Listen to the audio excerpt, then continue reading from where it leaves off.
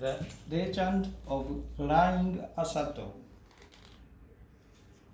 Around 1800, a young man nicknamed Reiji Kana lived in Goiku village of the Ryukyu kingdom. He was such a lazy man that he spent all day doing nothing. His parents were worried about him, so they asked the prominent youths to pray for him, but their prayers didn't work. They all said, "This boy has lost his soul, so I can't save him." One day before dawn, Kana's mother was preparing breakfast. He noticed Kana wandering out of the house. Astonished, she started chasing him, but her body froze as though enchanted. Leaving his house, Kana kept wandering as though in a sleep and went up the hill called Chikazamui, which was in his neighborhood. When he reached the top, it was still dark. Just the purple light had started illuminating the horizon of the East Sea. Beyond the cove, Katsuren Peninsula was jutting out in the Pacific Ocean. On a hill located at the beginning of the peninsula, the remains of Katsuren Castle were silhouetted by the dawning dim light. Kana was looking absent-mindedly at the remains of the castle. Then a dark dot appeared over the castle. It started growing bigger and bigger.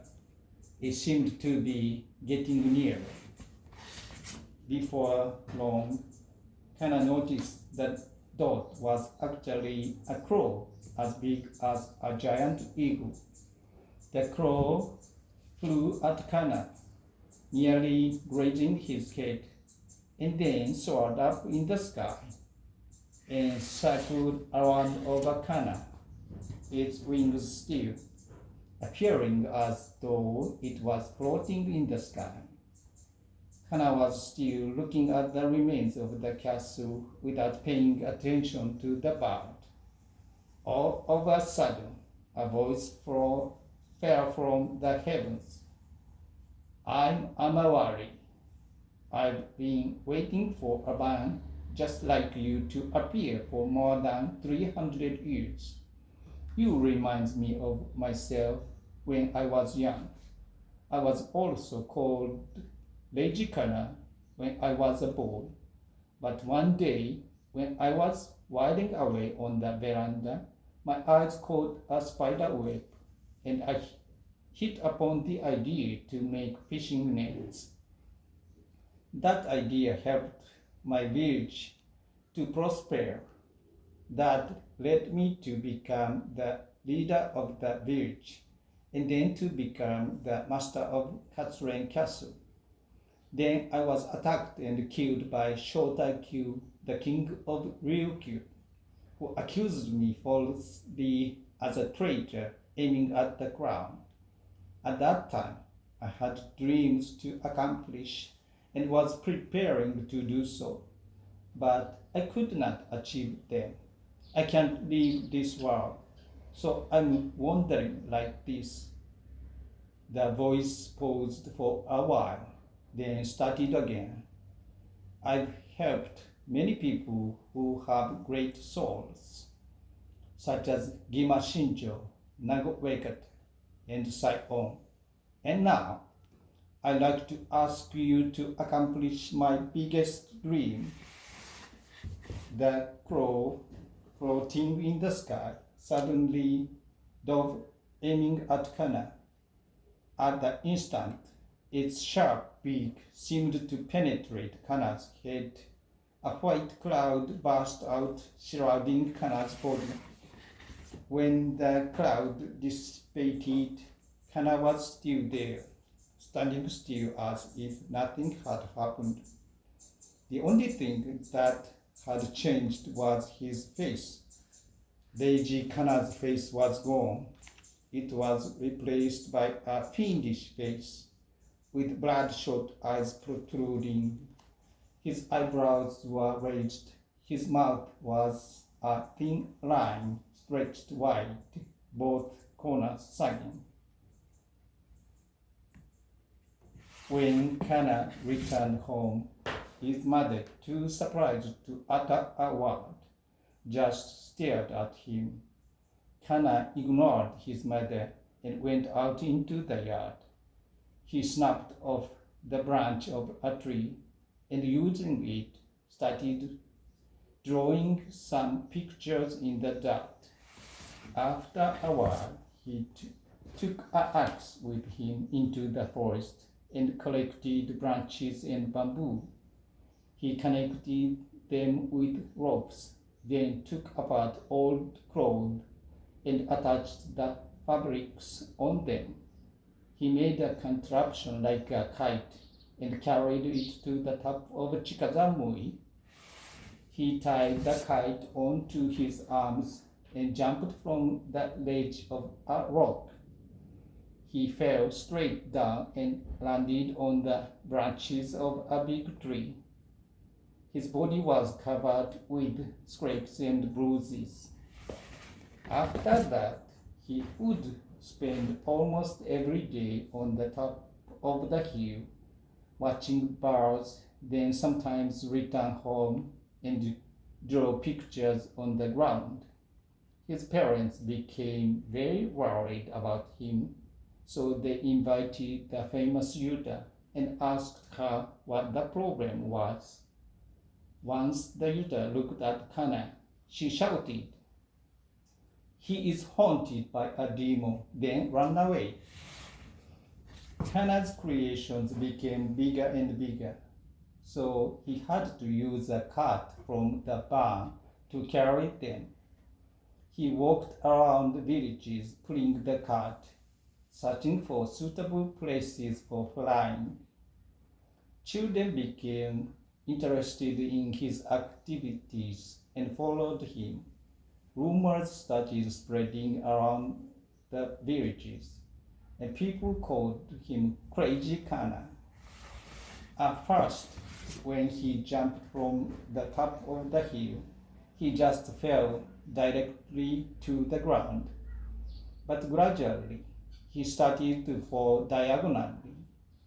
At that point, children started to cheer for him, shouting, "Go Kana!" Then, as time passed, big crowds started to gather whenever Kana jumped. One day, Kana had been walking for a few days, searching for a suitable place for flying, when he reached a hill called Chikazamui. This hill had the same name as the hill he first jumped from, but actually was at a different part of the island. The biggest crowd was already formed at the foot of the hill. People were gawking at him. Kana was standing still, looking over the people with a light contraption attached on his shoulders. People were whispering, "What's wrong? What is he doing?" Then people started shouting, "Fly, Kana! Have you chickened out, Kana? Even chickens fly sometimes." Laughter exploded, but Kana didn't move. His legs were trembling because he'd never jumped from such a high cliff. Some people became bored and started to leave. At that point, a dot appeared over the East Sea. It gradually got bigger and bigger. It was the crow as big as an eagle. It flew right at him, nearly grazing his head, and suddenly turned upward into the sky. At the same time, a strong wind whirled up around Kana. It lifted Kana's body in the air. Then Kana started flying like a bird, gliding down over the slope of the hill. People gawked and shouted, their mouth open, followed by roars of excitement. The people thought that Kana would fly down the slope until he reached the foot of the hill. But the kite suddenly turned upward, then snapped. With broken wings still attached, Kana fell from the sky, while the people screamed with terror.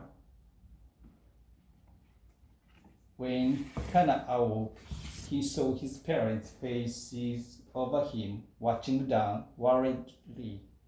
He said, "What's the matter?" His parents looked so surprised at his words, and tears welled and streamed down their cheeks. "What's the matter?" Kana asked again. His mother said gently, with a smile on her face, "We've never heard you speaking to us like that. We are so glad." Her voice was trembling slightly. Kana could not remember what had happened to him. He could not remember that he jumped from the top of the Chikazamui, then fell from the sky, and lost his consciousness, and was carried on the cart to his house by the kind people. He also could not remember that once he was called Lazy Kana or Crazy Kana. After the incident, Kana became a gentle and hard-working man. He married a daughter of a villager, and they bore many children. He was respected by the villagers and called Master Asato, which was his family name. He never had thought about flying again, but people had never forgotten the scene in which he was flying like a bird against the blue sky. So people started calling him Flying Asato. We don't know who Flying Asato is exactly, who flew in the sky about 100 years before the Wright brothers' first flight. It is said that the drawing of the flying contraption made by Kana remained until World War II, but was burned out during the war. There is hills called Chikazamui in Okinawa City and Haibara Town. Besides them, Flying Asato is said to have flown from many places. If there is a hill in your neighborhood, it may be one of them. Why don't you climb up the hill and take a command of the view? You will surely want to fly like Kana.